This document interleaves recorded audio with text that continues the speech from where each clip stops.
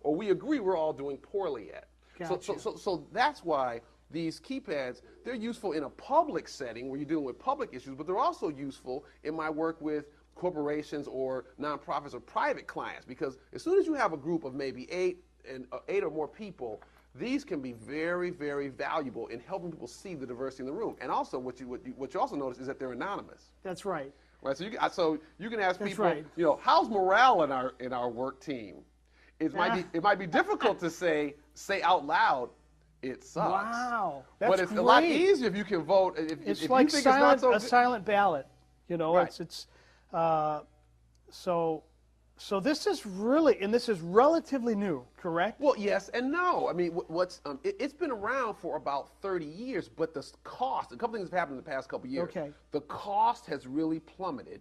Gotcha. The ease of use has gone up, and the portability has gone up. So I have 200 keypads with me here on the island because they're about the size of a credit card and maybe the thickness of maybe three credit cards. So you can carry a fair amount of them. It looks like a small calculator, basically. Right, exactly. I mean, you can, you see it. It's just like this, right? Yeah. So it's pretty small and compact. You can carry a lot of them, and it works right with. Again, I use Turning Technologies. There are other companies. The ones I use work with PowerPoint. So they use it works with a system that is commonly available on the Mac or PC, and they've gotten a lot less expensive. So that means that facilitators can carry them because they're small. Sure. They can own them collectively. Even though they still have some expense, but some people do well enough where you can buy your own, or you can even share them between people too. Right. And then because everybody doesn't have a gig all the time, so I'm just saying between the portability, the sendability, and the ease of use. I mean, it's almost like plug and play. You have to learn it a little bit, but it's pretty easy. I'm expecting that these things, 10 years from now, everybody will expect any kind of meeting of any size to have these because they're so easy. There are even companies now that are allowing your cell phone to serve as a keypad, and so you have a subscription service. Now, I haven't used it that much, but it does work. I've used it a little bit. Nice. So the point I'm making is, I think as we go forward, people demand more interactivity. You can see that from television shows, where so many shows you call a number to vote. Well, I think what will happen over time as these devices become cheaper, people will expect more participation in the meeting, not just be talked at like we are now. Sure. So I think that we can expect that. And my goal is to not only be a leading edge provider, because I've gone around, I use these, I teach others how to use them, but to generally promote them, because I think they're so important for democracy, not just for democracy in government, but also democracy in our own personal experience, right? Our own group experience. Why should it be the case that a few people control what happens at our meeting with no input, no feedback from us? Have you ever left a meeting where a whole bunch of people were dissatisfied? Right. Of course you have, right? This is a mechanism that we can say, how are we feeling about this meeting? How's it going? So let me ask you a loaded question, Doctor.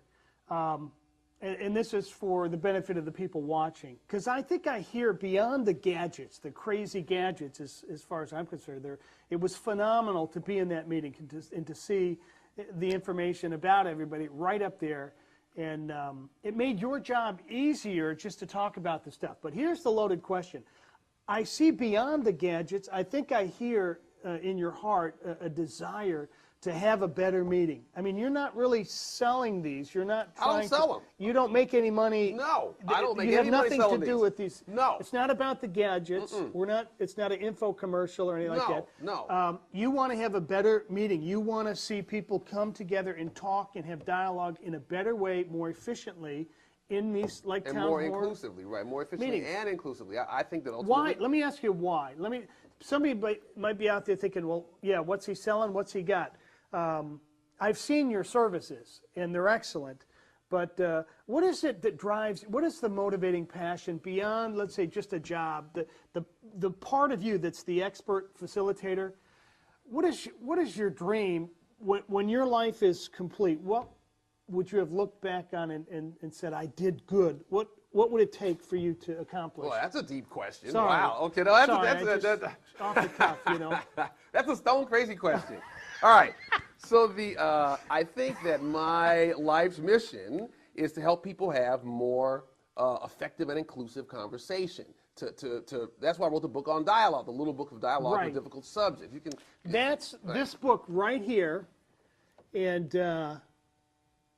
you're the author here. And, I'm a co-author with Lisa Shirk, Dr. Lisa Shirk. and how much does this sell for? That is a whopping total of $5. Okay. So if you go to littlebookofdialogue.com, just like it sounds, Little Book of Dialogue with the GUE on the end of dialogue, and you go to a subsite